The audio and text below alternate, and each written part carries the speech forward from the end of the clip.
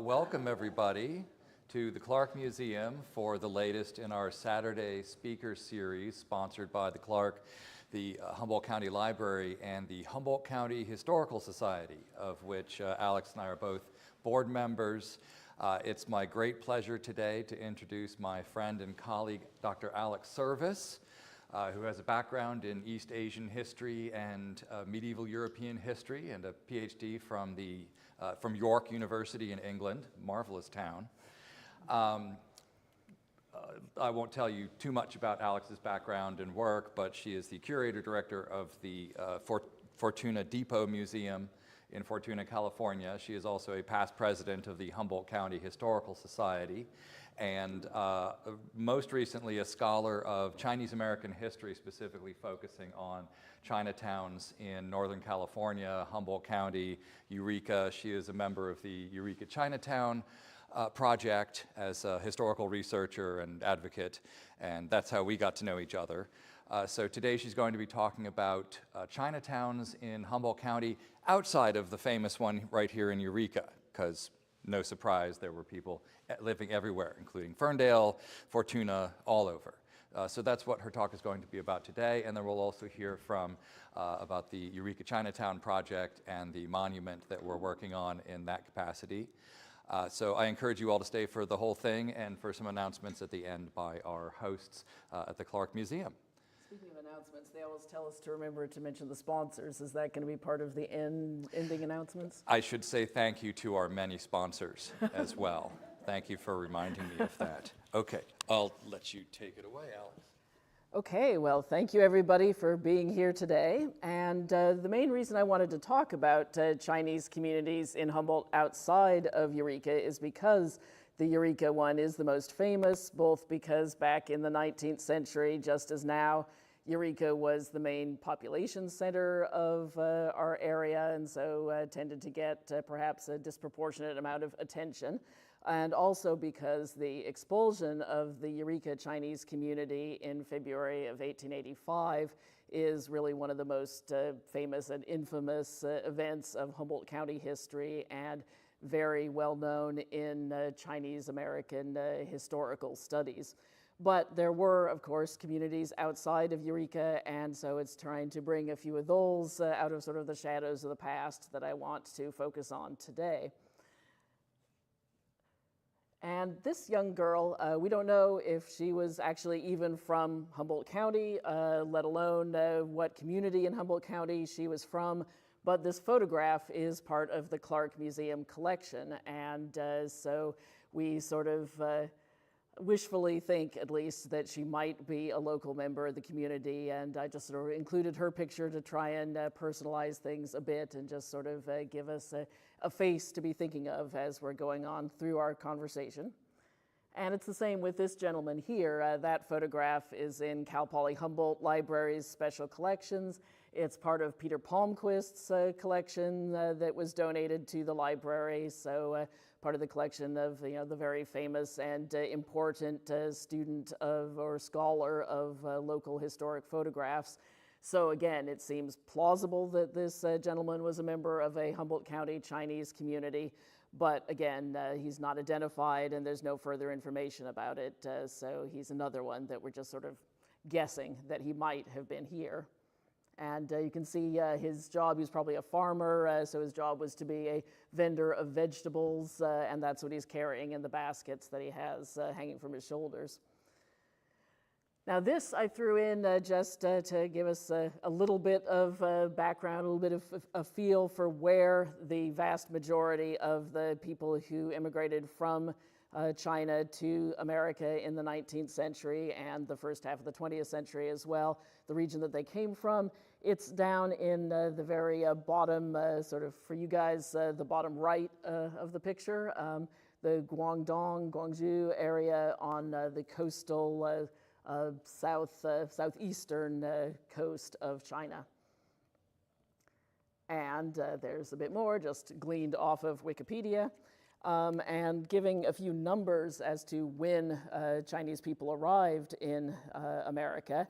in 1849, so the first year of the famous California gold rush. Again, just Wikipedia, so don't hold me to these numbers, but it's probably generally close to right. 328 men, it's saying, Chinese men, or well, Chinese people, probably most of the men arrived in 1849. 1850, still not huge, another 450. 1852, however, you've got 20,000 or thereabouts arriving, and supposedly 2,000 in just one day arriving on various ships in San Francisco. And by 1880, the estimate is that there were over 300,000 Chinese people in California. And again, Wikipedia said that was about 1/10 of California's population at the time. And so the source that I gleaned there, you can't really read it very well, but it's listing various regions of the Guangdong area that various of the immigrants came from. So, just because firsts are kind of fun, I wanted to bring up who the first Chinese person that we specifically know of to have been in Humboldt County was. And the source for this is the journals, drawings, and other papers of J. Goldsboro Bruff, Captain, Washington City and California Mining Association, April 2nd, 1849 to July 20th, 1851.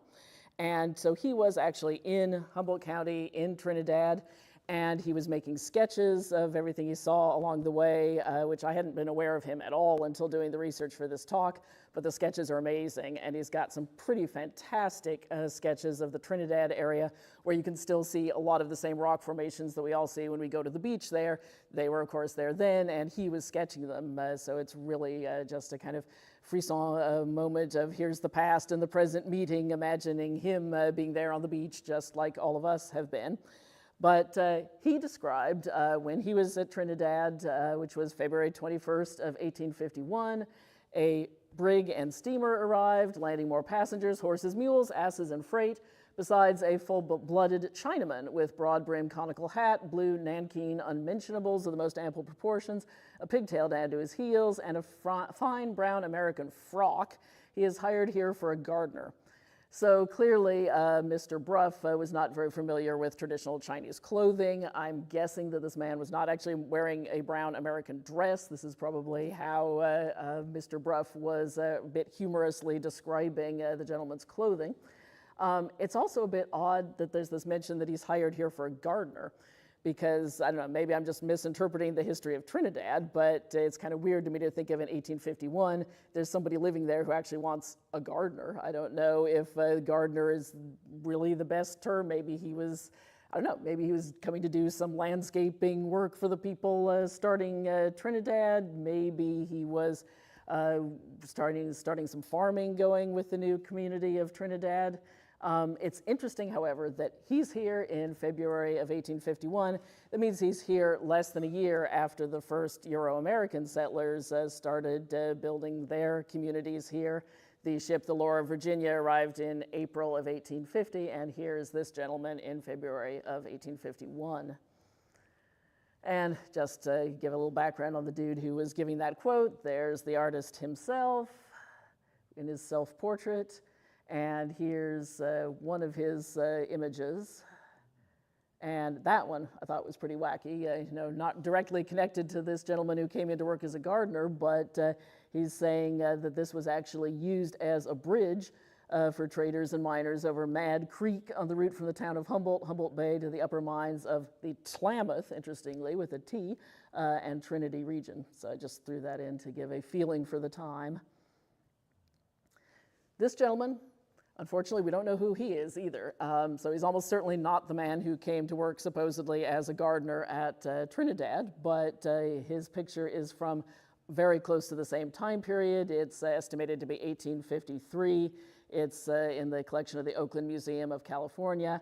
And I just wanted to throw him in, particularly because of his very long queue, his braid that he's showing in the photograph there, and the mention of J. Goldsboro Bruff's description of the man supposedly having his queue or his braid down to his heels. So put in this gentleman to give you, again, a feeling for the time period. So, from J. Goldsboro Bruff's mention of the Klamath mining regions, That's the area that I wanted to focus on first. I'm going to be looking at basically 3 different areas in Humboldt County in addition to Trinidad that we just briefly mentioned. And so first, going to be looking at some of the mining communities along the Klamath. So here's an 1854 newspaper article from the Humboldt Times saying we're indebted to Mr. Strawbridge for the following items of news from the mines. On the Salmon mainstream, miners are doing well. The Chinese are still pouring in. The Klamath continues paying the uniform wages for which this river is celebrated, and new methods of work are leading to strikes. I imagine gold strikes rather than people striking for better wages, but I don't know. Don't know what the person was talking about necessarily, but at Barnes's Bar or near there, deep diggings have been found paying handsomely. And here I just threw in a couple of maps from the 1882 atlas, or it's actually the same map, but just kind of a close-up of it over on the right there, from the 1882 atlas of Humboldt County. So there's on the left is a section of that map showing the coast there, and the Orleans and Klamath River area is kind of near the middle to top right of the left-hand map. And then on the right-hand map, that's just zoomed in a bit there, showing Orleans Bar and Red Cap Bar along the Klamath River. And those are some of the areas that census records and newspaper accounts show that there were large Chinese populations living and working there. Now, this is, again, just gleaned off the internet. I don't even actually know it's a specific source, so I apologize for that, but a 19th century image of supposedly Chinese miners working in California mining. And here's another newspaper article from the Humboldt Times from 1856, talking about Red Cap's Bar, a claim on this bar just below Orleans, which had been worked over several times during the last 6 years. So last 6 years, 1856, so yeah, they've been working on it since 1850. And exhausted long ago, was sold recently to some Chinamen for $2,800. They are now making very good wages on their claim. Continuing with the newspaper articles, there's this description from 1857 saying that the Lower Klamath and Lower Trinity offer the best inducement for China miners of any other part of the state. They are unable to make steady wages of about $3 a day. And it says those large streams below where white miners work will accommodate thousands of Chinese. The bars are large and will pay them wages throughout. Now, this was a listing, is a listing from the 1860 census for Wetchpeck in Klamath Township. And actually, as you'll see in a subsequent slide, the Klamath and Orleans area in both the 1860 and 1870 censuses, they tend to be really the areas of either Humboldt or the area that would become Humboldt, because there were different counties having different parts of this area at different points. The boundaries kept changing, but the Klamath and Orleans area is the one that has a larger Chinese population than the other population centers in the county. And this one, it shows, of course, how little care the census taker was taking to actually keep track of who these people were, because there's 5 of them who it actually gives at least some version of their name. Then there's 14 that it says unknown Chinese miners, and there's 22 of them it just lists as John Chinaman. So here's the comparative population numbers in the 1860, the 1870, and 1880 census records. Now, this is not showing the entire Chinese population of the county because, of course, there were other communities, Rohnerville, Ferndale, et cetera, so not covering everybody. But you can see in 1860, Eureka and Bucksport, which was listed separately, they were only shown as having 23 Chinese people. Union, which was what Arcata was still called at the time, only 13, but Klamath has got 41.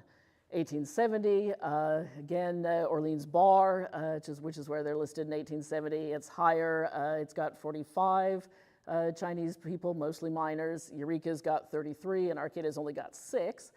And one interesting thing that I've noticed in working through the newspaper archives from the time is that the Chinese population in Arcata may have actually diminished when the newspaper moved back to Eureka, or at least maybe it didn't diminish, but the way it's reported diminished because you get a lot of reports of Chinese people in Arcata in the 1850s when the Humboldt Times was based in Union, or later Arcata.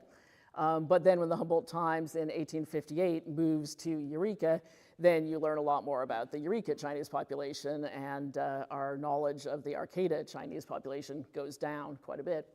But then also 1880, by that time, Eureka has really taken off. It's got right around 100 Chinese people listed. Arcata's only got 20. Orleans Bar has still got 59. So you can see the possible surge in Chinese population in centers like Eureka due to the completion of the Transcontinental Railroad and to other economic and political forces leading more Chinese people to come into the cities.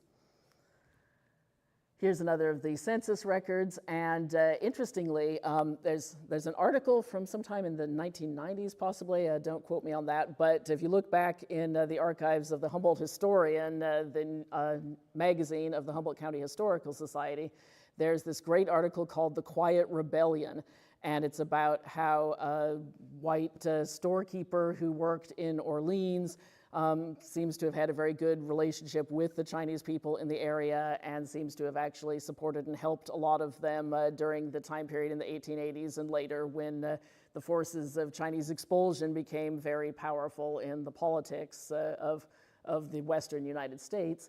And that storekeeper, clearly helped the population and helped a lot of them remain there past the time when others in other parts of Humboldt County were expelled. But the reason I mention him specifically is that William Lord was his name, and he was the census taker also who did the Orleans area for the 1880 census, and showing very vividly his greater interest in these people and his greater caring about them as individuals. He actually bothered to find out where specifically they were from in China. He would ask them, specifically, okay, what's your village, what's your town, whatever. And so these records in Orleans Bar are some of the very few that we have that actually say anything more specific than China for where these people are from. So yeah, noting that more than half of the 59 miners who were listed said that their origin place was Sanning, which is now known as Taishan or Toishan, and that is one of the areas of Guangdong which it has a huge number of people who immigrated from there to this country in the 19th century. And according to Wikipedia, Toishan or Taishan nickname is the birthplace of the overseas Chinese. So that was a glimpse of some of the people that we see in the Klamath and Orleans areas. And I'm going to hop over to the next location that I want to really focus on a bit, which is Union, or later Arcata.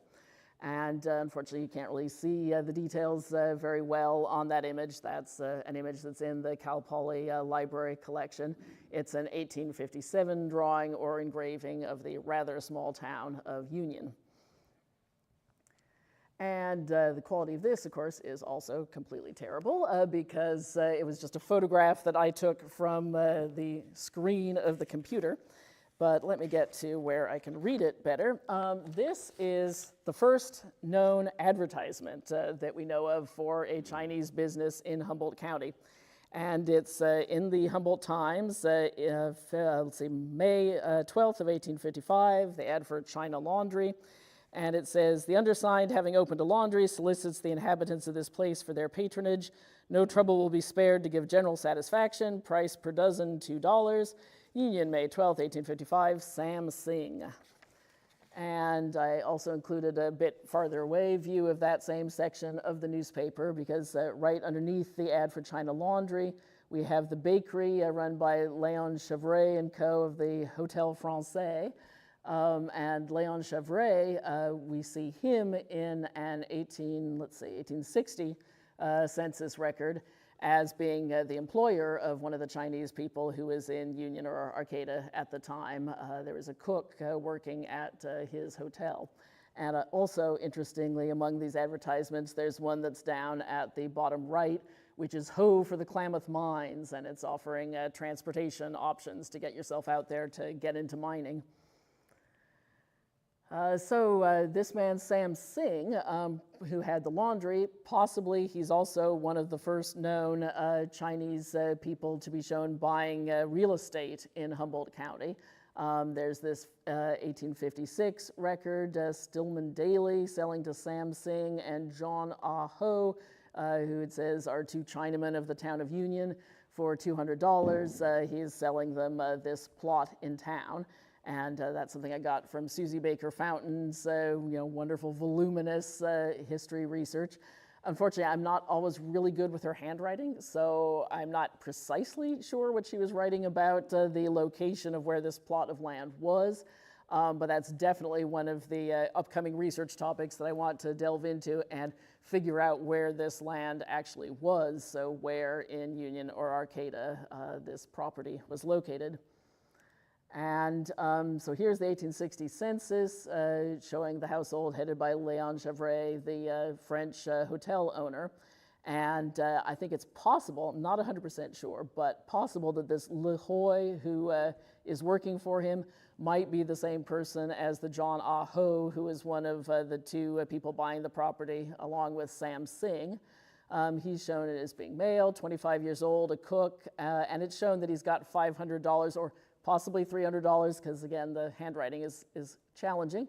But at any rate, he's got some real estate, either $500 or $300 of real estate, and that's very rare. I believe he's actually the only Chinese person I know of in the 1860 Humboldt County census who's shown as having any real estate. A few are shown as having personal estate, but he's probably the only real estate holder. And it's got probably his wife, Lan Yu, 23 years old, also born in China, and then seemingly their son, Asu, 4 years old, born in California, also in the household.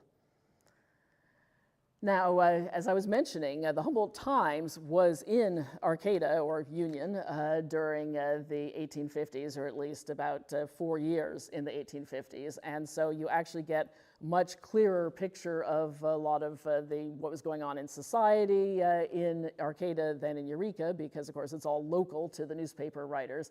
And so that means that you also get a more vivid glimpse of some of the things that were going on with the Chinese people of Union or Arcata. So here is possibly the first reference that we have to Lunar New Year being celebrated in Humboldt County. 1857, the newspaper writer probably was not aware that it was New Year, or at least wasn't fully clear, because he says they had a merry time on the occasion of an observance of one of their national festivities, we suppose. And he says, the 25th inst, so the 25th of this month, seemed to be the principal day, although the ceremonies commenced a day or two previous. Their headquarters, this is something I find very interesting, it says that there's a headquarters, so it seems to say that there's at least some center of Chinese population, Chinese activity in Union at the time. Their headquarters were enlivened with such strains of music as is too enchanting to be properly appreciated by the dull senses of the outside barbarians. John, that being one of the nicknames frequently used for Chinese men in the United States. John, however, was not content with his own national amusements, but wished to imitate the custom of the fair barbarians, with whom their lot has been cast, upon the principle of doing as the Romans do when you are in Rome. Consequently, the omnibus and the livery horses were all in requisition. The celestial, another nickname used for Chinese people in this country in the 19th century, the celestial ladies taking the former, that is the omnibus or bus or carriage, and the men on horseback.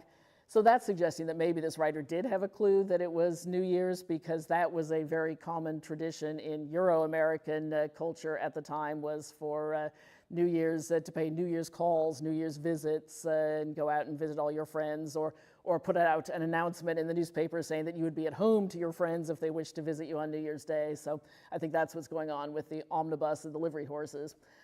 This writer also mentioned that the Chinese, in his opinion, avoid that most disgusting of all vices, drunkenness. That is especially reserved for our own race. They pay well for their amusements, this festivity costing some over $50 each, and in the promptness with which they settle for any damages they commit, they set a good example to outside barbarians. You seem to be really into that phrase.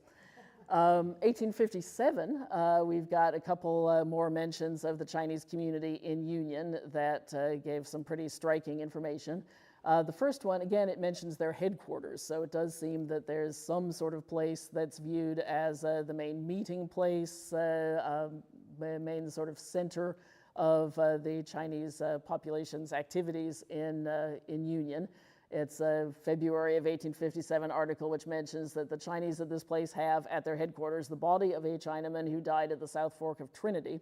And it goes on to talk about the funeral customs and the fact that his body is going to be sent down to San Francisco for eventual transport back to China. Then there was also a murder which took place in April of 1857 at a brothel that appears quite frequently in the newspaper articles of the time, run by a man named Stephen Grummond, who was pretty notorious.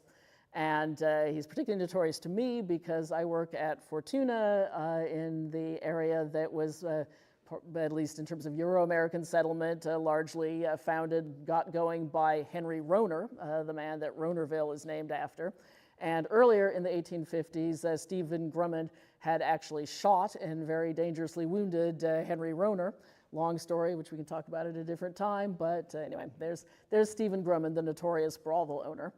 And this woman who worked at the brothel, nicknamed Carroty Meg, was killed seemingly by a person also nicknamed as Negro Jim. And the fact that brings this into our discussion here is that it says that this assassination, this murder took place at the House of Ill Fame, where this woman, together with several China women at the time, resided. And it mentions some 3 or 4 China women were in the second story when he, that is the suspected killer, when he came in. The deceased was in the kitchen. Soon after he came in, harsh words were heard to pass between them, which were soon followed by the report of a pistol. The China women immediately came downstairs and found the deceased stretched upon the floor. After satisfying themselves that the woman was dead, they gave the alarm, and Jim had, in the meantime, made his escape. That story goes on with various details about the trial and all of that sort of thing. But unfortunately, we don't know any more about these 3 or 4 China women. There are some women who are in the 1860 census who one might speculate could be the same women, but it seems very unclear as to what may have happened to them. And Stephen Grummond, shortly after this, disappeared. His creditors and the various people who were mad at him for killing friends of theirs and so forth seem to have been coming after him. So he disappears, and so I, unfortunately, at this point, have no idea what happened to these women after their apparent employer disappeared from the scene. The 1870 census, these are just some other folks who were in Arcata or Union it was Arcata at that time. And the reason I wanted to bring them up particularly is because, again, it shows a child born in California. You've got the man and the woman, both of them born in China, and the husband has a personal estate of $100, but then their daughter, she's not only shown as being born in California, also her name is given as Harriet, and so that struck me as very interesting, that it's a clear example of Chinese American culture coming into being, and this family deliberately giving their child a Euro-American name, and really making a statement, I think, that they are part of the wider American culture. Still in Arcata, but now jumping forward to 1963, there was an article that came out at that time which was looking back on Arcata's Chinese history, and it's titled "Arcata Had 2 Thriving Chinese Settlements 84, so in 1884. And there was this man, Byron Smith, who was about 6 years old at the time of the Chinese expulsions in the mid-1880s, and he recalled that there were 8 houses, all 2 stories, right in a row. They were built by Ben Spalding, and that those houses were on the north side of Arcata, on the west side of H Street between 18th and 19th Streets, and he estimated that there were about 50 Chinese people living in that group of houses, and that the other settlement that he remembered was downtown on the south side of 9th between I and J, and the article noted that that was right where the Purity parking lot is today, and also mentioned that about 50 Chinese people, supposedly, according to these recollections, lived there. Now this, of course, is a terrible image just taken off of Google Maps, but that's showing us the approximate location of the downtown area that was described as being one of the centers of Chinese population in Arcata, the 9th Street between I and J. The co-op and its parking lot, that's where the Purity grocery store used to be. So every time you go to the co-op, you can think of the connection to Arcata's Chinese history. And still in that 1963 article, they used this photograph and they described it as, this is the only building still standing in Arcata, which was part of the Chinese settlement before the mass exodus of the Chinese from Humboldt County, and it was located at 848 I Street, and they mentioned it's owned by Wes Downing and due to be razed in the near future. So unfortunately, that building is now gone, and so we don't have it to be able to say, this is a building we know of that Chinese people in Arcata lived in the 19th century. Also, it shows how dangerous it is to do history and not double check and triple check everything, because at one point of this article, it says that it's 848 I Street, but at another one, it says it's 848 L Street. And so in some of our Eureka Chinatown Project work, we've said it was L Street, and we've been working based on, oh yeah, this is the location where that was. And then I noticed this in putting this paper together and noticed, okay, there's the I and the L, and so looked up where West Downing was and found that no, I Street is the accurate location. So now here, skipping forward into the mid-1880s to the era when anti-Chinese sentiment became extremely powerful in American and particularly Western American politics. And in February of 1885, we had the infamous expulsion from Eureka. And so other neighboring communities, some of their leaders were trying to figure out whether they were going to follow in the footsteps of Eureka or not. And so here's this article in the Daily Standard by a reporter who clearly was not happy with the way things were going. It was titled, "Who Shall Rule Arcata? The citizens or the Chinese?" And he writes, "The question is answered and the Chinese have won. 3 new houses are being erected for them at the north end of H Street." So the ones that Byron Smith referred to as the ones being built by Ben Spalding on the north end of town. So that earlier article, that 1963 article, had mentioned the fact that there were these 2 Chinatowns seemingly at the same time. What it looks like from this is actually that this H Street one was built to replace the Chinatown that had been in the downtown area and was a response to this unrest and troubles at the time of the expulsions. So it says that these new houses will be occupied before the end of the week by the Chinese. According to their own statement, some 20 or 30 will take possession to commence with. And it says, our white citizens who fitted up laundries will have to compete with the Chinese wash house, and Arcata will be able to boast that her philanthropy and love of the heathen exceeds all the rest of the county, it being the only place where a Chinaman can lay his head. Their houses will be some 2 or 3 rods outside the town limits, but for all practical uses, what does the Chinaman care? So that, of course, is specifically why those houses were being built there, because being built outside of the Arcata city limits, it meant that the Arcata leaders who were saying no Chinese in Arcata, they didn't have as much of a leg to stand on if these people are living outside the town limits. And then there, unfortunately, at least from my perspective, that could not last, and Arcata a year or so later was one of the communities that was priding itself on having fully gone through with the expulsion of its Chinese community members. So there was this article reporting that the steamer Humboldt yesterday carried away the balance of the Chinese population of Arcata. The Celestials had been the sufferers of a most effective boycott and were only too willing to pick up sticks, but claimed that they did not have money enough to pay their fares. A sufficient amount of money was subscribed, and the arrangements for their departure was placed in the hands of the committee. Just before the hour of leaving, one of the aforesaid Chinamen went into a prominent business place and drew a sum of money, about $1,500, which he had placed on deposit. The deputy assessor, as the saying is, caught on and required the Chinaman to pay the personal property tax, it being after the first Monday in March, together with the poll tax amounting in all to $33. The amount of his ticket was also deducted, and he was required to pay his own traveling expenses. And the writer gives his opinion, they are daisies. It is safe to say that 9 out of every 10 have money enough to pay their own way and worked the scheme to have the citizens pay their expenses. And he opines that as well the community is rid of them. The number of Chinamen now in the county, it is believed, can easily be counted on the fingers. So that at least gives me some satisfaction to think that these people were saying, okay, if you're going to kick us out, you're at least going to pay our fare down to San Francisco. And so then a year later, in 1887, there's an article that Ben Spalding, who had built those houses on the north end of Arcata, says he's making considerable improvement on his place on the hill. And it says specifically, this is the deserted Chinatown of Arcata, that is, the quarters they inhabited after the people drove them from Burns's houses. And Ben says he's going to tear down most of the buildings and remodel others for dwelling houses. So there's a lead. I definitely need to follow up on Burns and who he was and kind of what his interactions were with the Chinese community.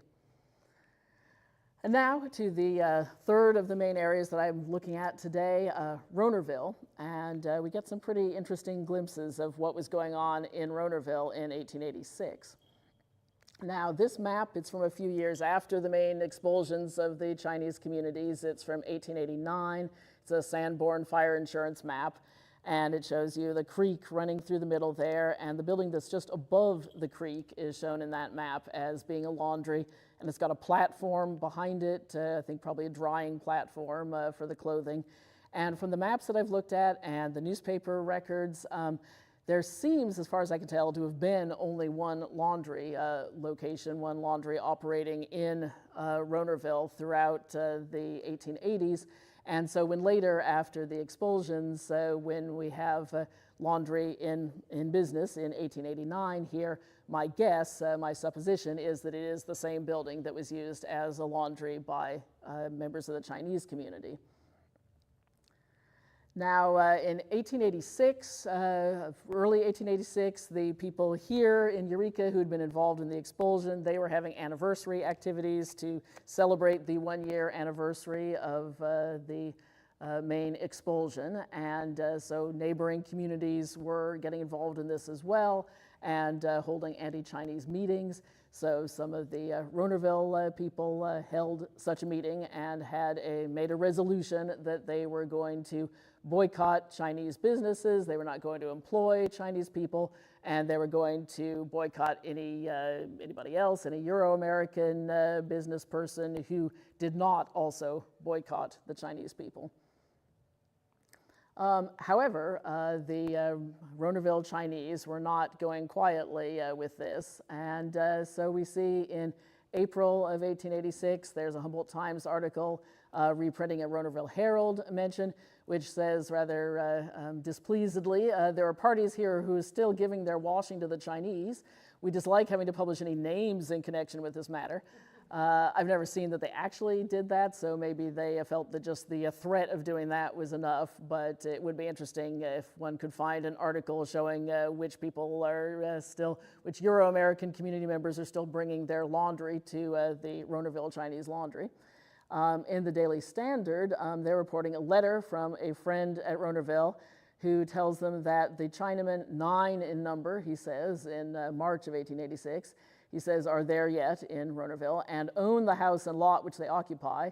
He says that Louis Feigenbaum has on 2 occasions since the commencement of the present month offered them $250 for the property and says that it is more than a fair price for it. The house on the Chinese property is next to worthless and no white person could ever be induced to occupy it. And it looks at a distance as though the Rohnerville Chinamen had no desire to sell out, but had concluded to remain and make that place headquarters for the Chinamen of the county. It is reported that they do no more washing and are not patronized in any way. So that was something that really, really struck me. Of course, we don't have this from these Chinese people's perspective themselves, but the idea that some of them may have been making very determined plans to resist the expulsion and to offer this as sort of a welcome, a refuge for people possibly from other communities in the county who were being driven out of their communities, but that this could be a place where they could still keep a foothold in Humboldt County. Still in April of 1886, okay, we got that again. Okay. Another letter from a citizen of Rohnerville in August of 1886. Again, he's talking about, so that was March and April that we were talking before, where they didn't want to sell and were possibly making this their headquarters for the county. In August, Euro-American Rohnerville people are still trying to get the Rohnerville Chinese to sell. So it says one of our citizens offered them a good price for their house and lot, more than its value, but they refused to sell. No one in this town is patronizing them, except for some late arrivals from Eureka. So that's kind of odd. Maybe some people moved from Eureka to Rohnerville, and we're glad to still be able to get the good laundry service there. So who we hope will soon take their departure. We also noticed some parties at Newburgh, Cousins' mill, and a party from Swartzel and Williams' mill in Springville, the future Fortuna, are patronizing our Chinese by giving them washing, which the citizens of Rohnerville cannot help, and it is not in their power to stop the same. We have done all we could and tried all honorable means to rid our town of the present disagreeable population of Chinese. If the parties from Newburgh and Springville withhold their patronage, we would soon have no heathen in this town.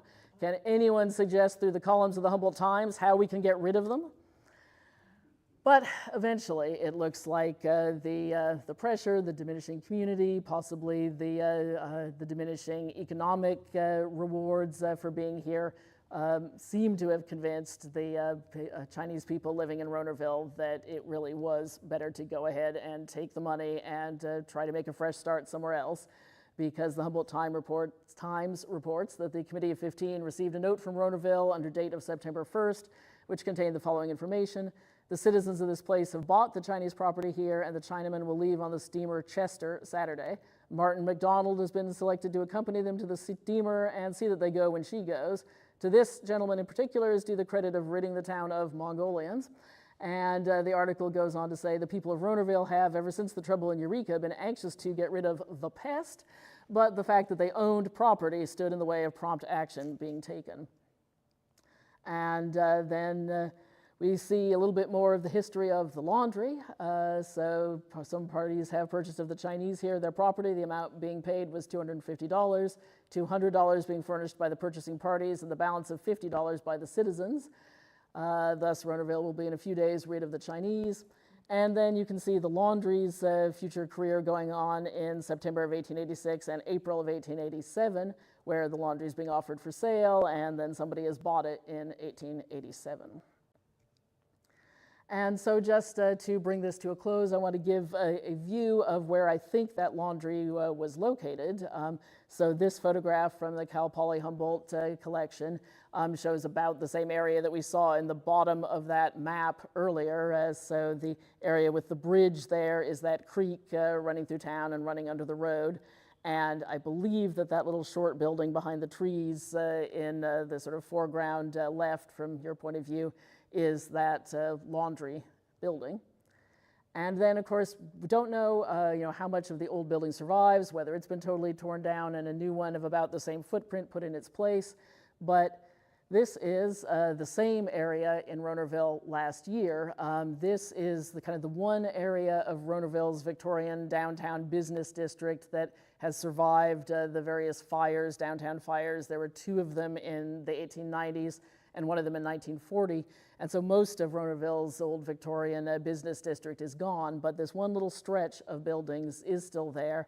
And that little blue one in the front is, again, in that same location where the laundry is shown in the 1889 map. There's another photograph from the other direction. And this one from the back, I've got a bit of a typo in there that I noticed when it was too late, so never mind that. But this shows you the sort of wooded area behind the buildings, and you see there's this kind of back porch, or perhaps equivalent to the platform that was shown for the laundry in the map. It's this ravine area where the building and the road level is much higher than the ground level behind the buildings. It goes this ravine down to the creek. And there is quite a bit of open ground right behind those buildings that it has occurred to me might make a really rewarding archaeological investigation location, because if this is where the Chinese headquarters was located in Rohnerville, it seems very strong chance that you would throw your trash out behind the house and that there might be quite a lot of material culture remains in that sort of backyard area behind the buildings there. So that's something I want to follow up on to get in touch with the property owners and find out, would they actually be interested in some kind of archaeological exploration. So those are the places that I wanted to highlight and just bring to attention a few stories of Chinese Humboldters from the 19th century who were outside of that whole Eureka focus. We've got lots of other things that we want to share with you. You may have noticed we're putting up some big sort of posters back there.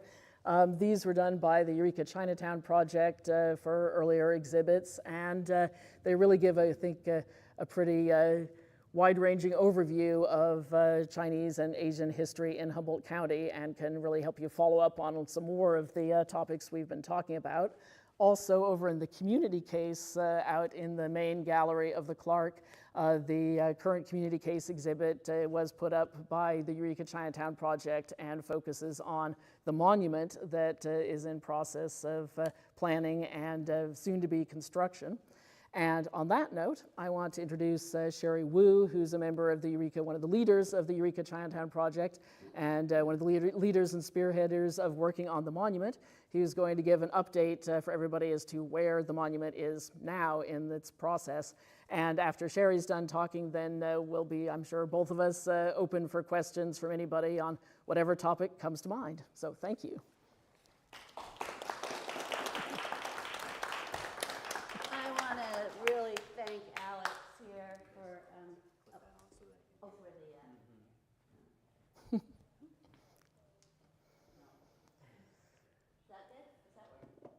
Okay, great. So my name is Sheri Woo, and I'm with the Eureka Chinatown Project.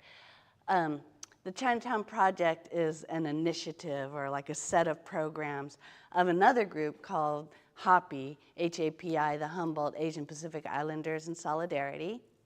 And I guess first I wanted to just say again, thank you to Alex, thank you to Rob, thank you to Jeannie Feltzer, the Clarke Museum, the Historical Society. Without all these historians and these storytellers, we really wouldn't have had much of a Chinatown project.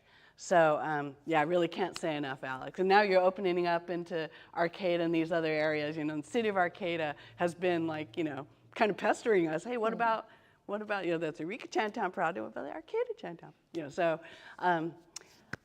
there is a number of things that make up the Eureka Chinatown Project, and a couple of them that you can see are, there's that mural that's within the former, kind of like the center of Chinatown, 4th, 5th, E and F. So the mural there, it's called Foul by David Young Kim.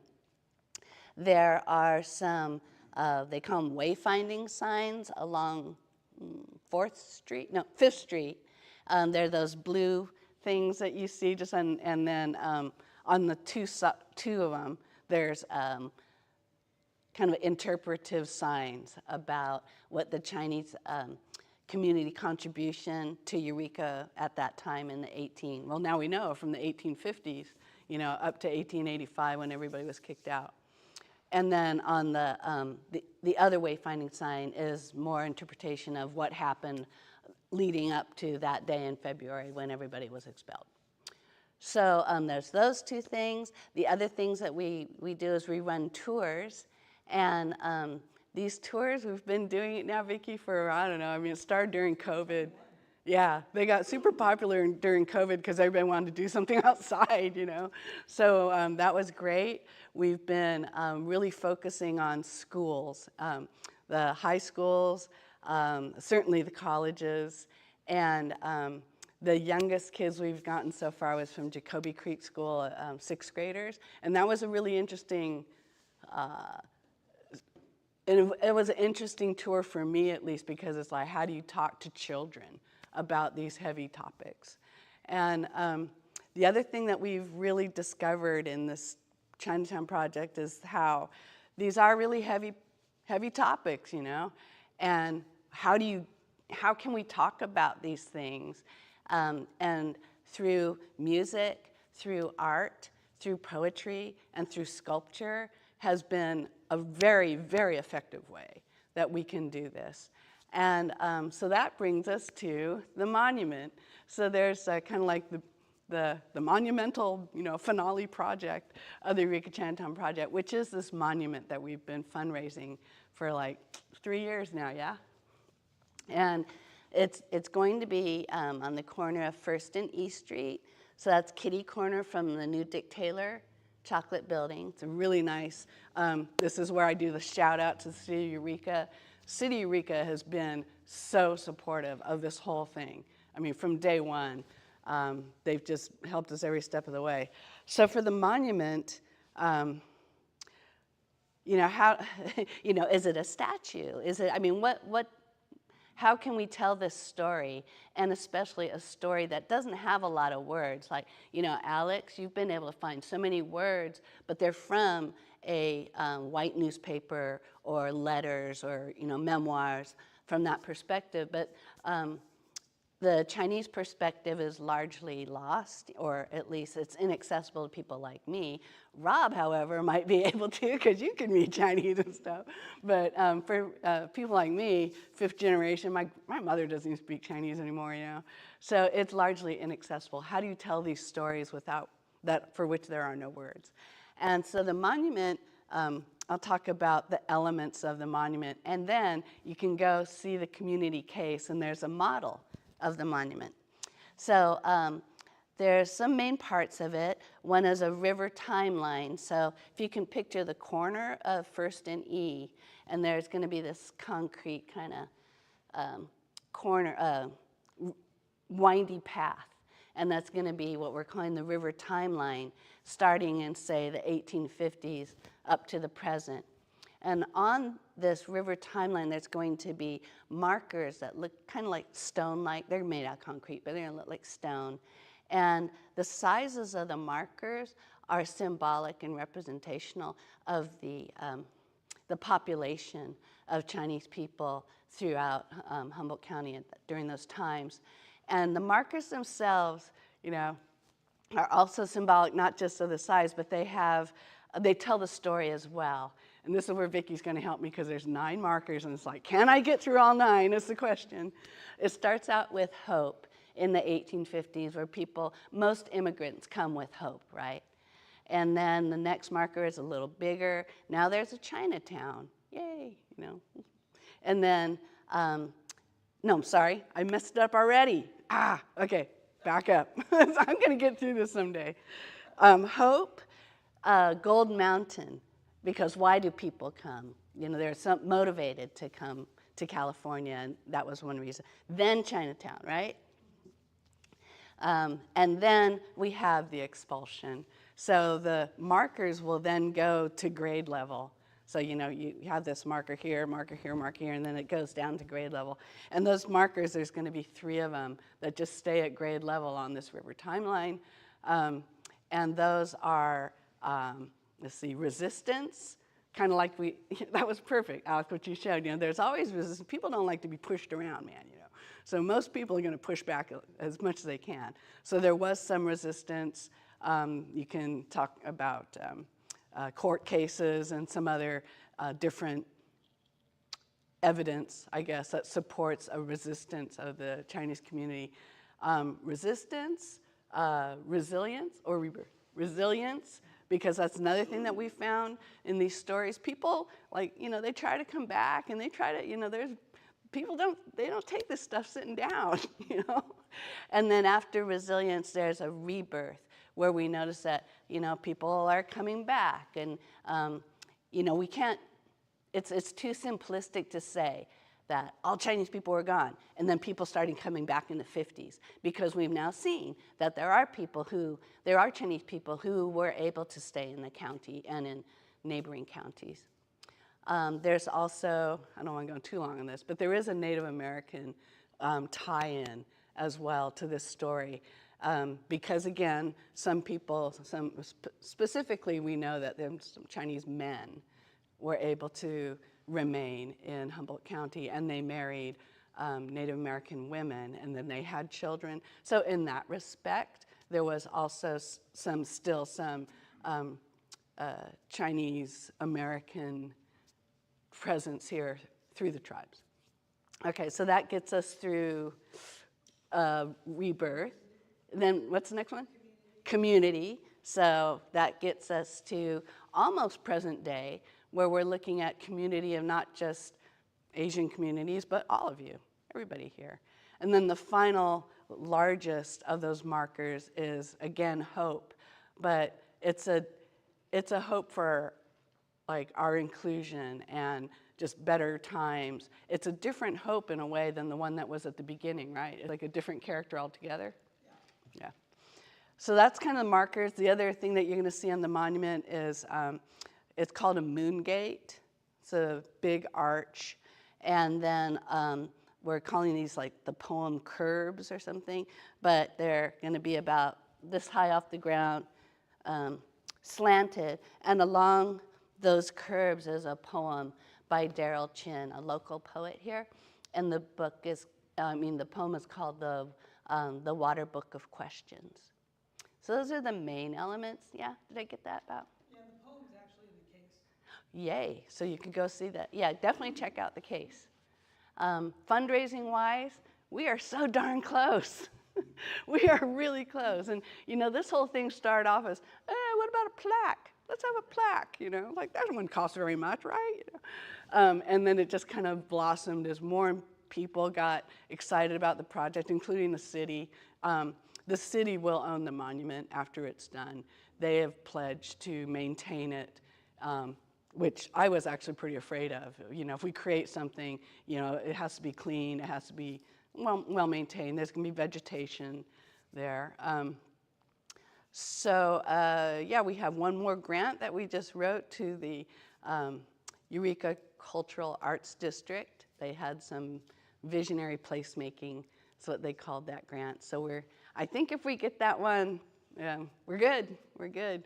The city has the entire plan set now. This is a plan set that you give to contractors, and the contractors look through this 20 pages of, you know, plans and specifications, and, you know, down to what model of moisture sensor for the irrigation system for the plants. I mean, down to that level. So the city has a plan set. They just said, yeah, it looks good, and they're going to put it out to bid shortly. So that's where we're at. Thank you. Thank you, everybody. And we do have Eureka Chinatown Project flyers, so anybody who hasn't got them yet, Here's please. your thingy there. I've got one okay. too. So yes, questions, anybody, for either of us? I was wondering if you could speak more about Native Americans and Chinese interactions at the time, especially because I know the gold rush had a huge impact on pushing Native peoples out further out of the region. Thank you. Yes, well, as Sheri mentioned, of course, it's well known that a few of the Chinese men who were able to remain in the county throughout the expulsion period, 3 of them that we know of did marry local indigenous women and also had families within those communities. There's a very, very odd and probably quite problematic little family grouping that can be glimpsed from the 1880 census, which I would love to be able to track down more about what's actually going on with these people. There's all sorts of different interpretations of what might be going on with them, it's definitely a big open question, but there's a family in Eureka in 1880 where it's a merchant and his wife and their daughter, and the daughter's, I think, 16, 17, something like that, years old, and they're all born in China. But then there's another person listed as their daughter, listed with them, who has a Chinese name in the census record, but she's shown as being Indian rather than Chinese, and she's shown as being born in California. So, you know, there's a lot of questions as to, you know, what's going on with these people, and unfortunately, the names are so incredibly badly rendered in census records that it's most of the time extremely difficult to be able to find somebody in one census record and then be able to trace them in other records and make sure that you're dealing with the same people. So that's a family that so far I've not had any luck in tracing. Yeah, it's definitely all sorts of open questions and a lot of things we don't know. We do know, of course, there's kind of ironic little bits of history strangely echoing itself on various occasions, such as Duluwat Island here, of course, infamous for what took place with the massacre there in 1860. That's the same location that's used in 1906 when an Oregon-based fish packing company had opened a fish packing plant near Ferndale, and they brought in a Chinese-American packing crew that had worked for them up in Oregon, so brought them in as expert fish packers to work in the plant. And even though it's now 20 years after the main expulsion time period, this racial exclusion idea of Humboldt County's identity has become so ingrained amongst some of the civic leaders that the boycotts happened again, and the labor activists were marching in protest, and there were big anti-Chinese rallies against these 20 or so Chinese American men from Oregon who'd come in to work in the fish packing plant. And so it's finally agreed after a few days of upheaval that they will be sent back to Oregon, and the place that they were held supposedly for their own safety, so they're away from people who might attack them. While they're waiting for the steamship to take them back up to Astoria, they're taken over on rafts across the bay, taken over to Duluwat, and held there in a mill company boarding house there. So that's a weird little sort of echo. And I do know from 1859, 58, that sort of time period, so a few years before the massacre, there's some mentions of people stealing from both Chinese fishermen working on the bay here and also from the Wiyot people living on the island. And there's questions as to who these thieves are, and it's talking about both these groups as being targeted by them. So that's another little glimpse that I've had. I don't know, Sheri, is there anything more you can add on that? Yeah, one thing just that I've learned so much through this whole project, and one of the things that really struck me was how very lucky we actually were that some of the Native families felt comfortable enough sharing their stories with us. All we can do is kind of lay it out there and have questions. But they're giving us this gift, kind of these stories of their families, and so that's why it's the thing where you have to like push and try to grind and hustle and get the story. That's not what we're doing. So that respect that I have for them is something else I've learned for their stories. So yes, anybody else? Rob. I had the impression that Chinese people were not allowed to own real estate in California legally, but we have a couple of examples. So what's going on? Did the law change at some point? That was something I was trying to figure out in preparation for this talk, because I had this question too, since there are these at least two, very notable instances that we're talking about there where they own the property, and so that makes it harder to expel them. It was apparently I'm sure different localities probably had their own local laws, so there may have been various places in California that county or city had made laws that you can't have Chinese real estate owners in the area. But in terms of statewide, it was the 1879 revision of the California Constitution which put into law that no one who is not eligible for citizenship, and according to them, eligible for citizenship was either white people or African Americans, but not anybody else. So they said that nobody ineligible for citizenship could own real estate, and so that included the Chinese. But that's 1879. So if these people have bought the property before 1879, it may have been that, the local people were like, okay, we're not going to mess with that, whatever the Constitution says, but, we're going to say that they're grandfathered in, so consider that they, So it seems to be 1879 that the change came into place more widely across the state. Thank you. That makes sense. Yes. I wonder if in your work on the Eureka aspect of it, you found any support for the rumor that went around about this site, about the Clarke Museum site that was previously another building before that there was this story that there was a structure, whether it was a hotel intended or what,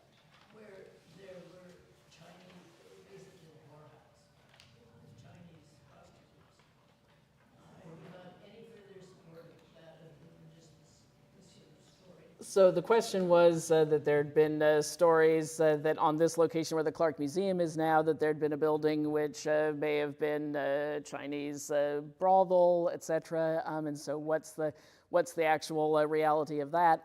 It's actually that the Bay Hotel was the building that was here before the bank. The Bay Hotel was a wooden building, was built sometime in the 1870s, and it was destroyed in a fire in 1889. And then when that fire destroyed the hotel building, then the bank building that was before the current bank building that we're in now, that's now the Clarke, that's when the bank building was constructed. But in the Bay Hotel, actually, we have no evidence of any houses of prostitution operating in the hotel, but what we do know is that in the 1883 business directory of Humboldt County, it shows a business that was in the same building as the Bay Hotel, probably downstairs off the lobby or that sort of thing. So your main hotel area would be upstairs, but you might have other businesses downstairs. And this business was a Chinese merchandise store, groceries and Chinese goods. It was the Kang Hop store, and that's a store that seems to have had various different locations or maybe even different branches in Eureka at different times, because there are ads for it in different locations. But one of those locations in the 1883 business directory is in the Bay Hotel. So we do at least know that there was a Chinese store here on this location. The story was that it was downstairs. Right, yeah. Well, thank you very much, Alex. I think we have to finish for the day.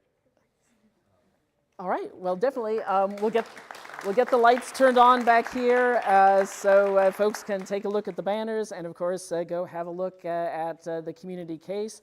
And I'll be around if anybody wants to chat more informally. And thank you again. And yes. I have a quick announcement for you all before you leave. Thank you so much for coming.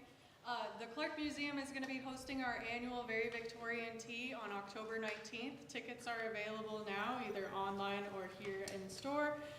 This year it's going to be at the Eureka Women's Club from 1 to 4 o'clock. And it will be a Very Victorian Tea and Tarot, so it will be a little bit spooky haunted in theme. We'll have some tarot readers and stuff going on there. It's a dress-up event, but you're welcome to choose sort of if you want to dress Victorian, Edwardian, Halloween, or just dress up for fun. We hope to see you there, but thank you all so much for coming today. Thank you. Thank you.